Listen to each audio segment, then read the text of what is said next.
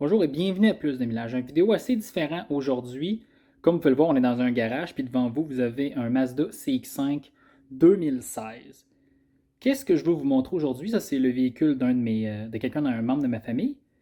Et puis, j'ai, pour Noël, installé le kit rétrofit Android Auto Apple CarPlay que Mazda offre depuis quelques années sur les modèles 2016 jusqu'à 2020, puisque Mazda ne supportait pas Android Auto ou Apple CarPlay de façon native dans leur véhicule jusqu'à cela quelques années.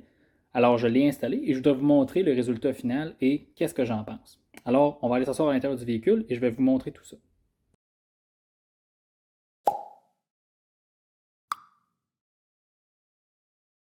Alors, nous voici maintenant à bord du CX-5. Comme vous voyez, le son est un peu différent. C'est parce qu'en réalité, je vais devoir utiliser le port USB de ma caméra slash téléphone pour utiliser Android Auto. Donc là, je n'ai pas le micro que vous êtes habitué de voir actuellement. Mais regardez, à la fin, là, le résultat va être le même.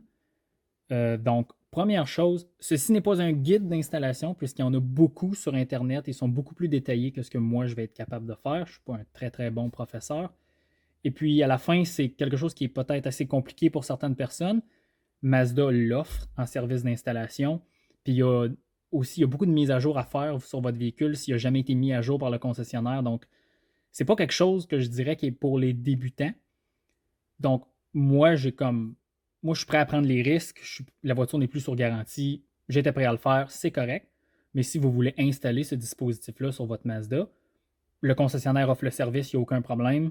C'est garanti et tout est là. Donc, ce n'est pas un guide pour vous montrer comment l'installer, c'est plutôt comment votre véhicule se comporte après l'installation et qu'est-ce que c'est quoi vos attentes par rapport à cet ajout de fonction. Parce que selon moi, Android Auto Apple CarPlay, c'est une fonction qui est maintenant essentielle dans les véhicules puisque le système de navigation embarqué dans les véhicules ne sera jamais aussi bon que Google Maps ou Apple Maps. Pour ce qui est du processus d'installation, si vous voulez vraiment le faire, je vais mettre deux liens dans la description, puis je vais ajouter des cartes juste en haut du vidéo, des deux vidéos YouTube que j'ai regardées. C'est des vidéos en anglais, mais c'est assez simple à suivre. Et les instructions sont offertes en PDF aussi, j'ajouterai des liens.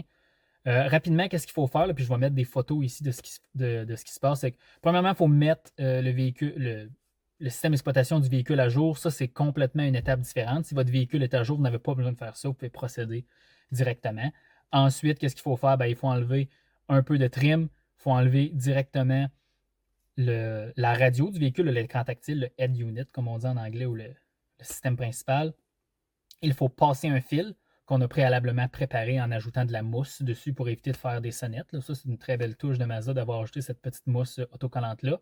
Ensuite, on passe les fils. Partie compliquée aussi, c'est de sortir le module USB dans le fond de la console. Ça, il faut rentrer sa main pas mal loin. Puis, moi, j'ai des petites mains, donc c'est facile à faire, mais à la fin, là, il y a beaucoup de pièces qu'il faut enlever pour se rendre là. Puis ensuite, c'est l'inverse, on réassemble tout ça et le véhicule est prêt. Donc, de quoi ça a l'air lorsque c'est installé et complètement fonctionnel? Je vais changer la caméra de côté, puis on va aller voir. Donc, nous voici dans la Mazda CX-5. Donc, la première chose, on va le mettre. Le véhicule est branché sur un chargeur de batterie, là, donc on va se mettre sur la position d'allumage. Dans le fond, ça, c'est tout à fait normal là, si vous avez un Mazda là, que le système connecte. Même chose, on ne voit aucune différence ici, c'est toute la même chose. Ce qui va être différent, c'est quand vous allez dans Applications, vous avez Apple CarPlay et Android Auto qui vont être disponibles. Là, en ce moment, ils sont gris. Peut-être que la caméra ne rend pas ça justice, mais ils ne sont pas sélectionnables. Évidemment, le téléphone n'est pas branché. Alors, puis regardez l'ajout ici, là, si je descends ma caméra, là, le module ici a été ajouté. Là, puis maintenant, là, on voit ceux qui ont des Mazda. Oh mon Dieu, la lumière n'est pas assez bonne.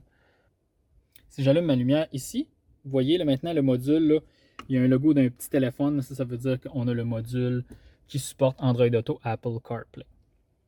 Donc, qu'est-ce qui va arriver? On prend le câble USB type C, on le branche au téléphone. Donc, après avoir branché le téléphone, puis que la voiture a été bien configurée, vous avez Android Auto disponible. Donc, on appuie dessus. Et voilà. Android Auto, nous voici. Particularité, OK? Dans les Mazda, sur ces versions-là, je n'irai pas dire que c'est dans tous les cas, on peut seulement utiliser Android Auto avec la console à boutons dans le bas, juste ici. . Malgré que l'écran est tactile, Malgré que cet écran-là est tactile, regardez, si j'appuie longtemps sur menu, là, sur ma maison en bas, que je retourne dans l'interface, c'est tactile, vous comprenez? Mais aussitôt que j'entre dans Android Auto, l'écran tactile est complètement désactivé, il faut utiliser la roulette Mazda. Je trouve ça un peu particulier de pourquoi Mazda fait ça, mais ça doit probablement être pour la sécurité routière et la distraction au volant. Actuellement, la nouvelle Mazda 3, le Mazda CX-3 et tous leurs nouveaux véhicules sur leur nouvelle plateforme, l'écran est très très loin de vous et n'est pas tactile et seulement utilisable avec le module de roulette et boutons qui est à côté du levier de vitesse. Donc, je pense qu'ils essayent de recréer cette fonctionnalité-là. Mais regardez, comme voyez-vous, là, en utilisant la roulette, tout fonctionne. On est maintenant dans Google Maps. On va maintenant sélectionner une destination juste pour vous montrer qu'est-ce qui arrive. Regardez le Toronto, comme dans toutes nos vidéos. Toronto, voyez-vous, ploup. Tout se fait. On est prêt à partir. La seule différence, comme voyez-vous, là, je dois toujours tourner la roulette pour sélectionner une option. Donc, si je veux utiliser le zoom, je dois naviguer jusque-là et ensuite dézoomer pour pouvoir utiliser les fonctions. Je sélectionne le centre de la roulette, mais toutes les fonctionnalités sont là. La vue, on peut même jouer avec, un peu comme le système de navigation, là, on peut jouer dans la carte sans aucun problème. Évidemment, on peut utiliser la touche Back, la flèche de retour sur le pavé en bas. Mais toutes les fonctionnalités sont là. C'est complet. Et quand on utilise la touche de retour, on retourne au menu. À la fin, ce n'est pas un guide de comment utiliser Android Auto. Je veux juste vous dire et vous montrer, lorsque vous êtes dans votre Mazda, qu'est-ce qu'il y a. La question maintenant, c'est combien que ça coûte. Je ne connais pas le prix de détail au concessionnaire Mazda au Canada. Par contre, j'ai acheté le mien sur eBay d'un concessionnaire Mazda aux États-Unis qui me l'a livré ici. Ça m'a coûté autour de 150 $ canadiens. C'est des vraies pièces Mazda. Là. Je veux dire, j'ai ouvert le sac, c'est des instructions Mazda, tu as l'étiquette Mazda, c'est des vrais. Ce kit-là n'existe pas fabriqué par un tiers. Il y a seulement Mazda qui le fournit. Donc, c'est une pièce officielle Mazda garantie. Mais à la fin, comme je vous dis, ceci n'est pas un guide d'installation. C'est réellement pour vous parler de mon expérience, comment que ça peut élever l'expérience d'un véhicule usagé qui a maintenant 5 ans. Avec cette petite mise à jour-là que j'ai faite aujourd'hui, on lui a donné au moins une couple d'années pour pouvoir continuer avec le temps et pouvoir s'ajuster à la technologie. Surtout que le système de navigation dans ce véhicule-là est très très vieux et n'est pas super fonctionnel.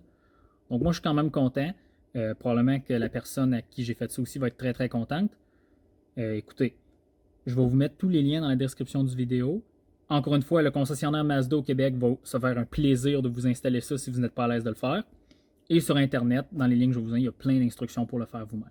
Alors, à la prochaine.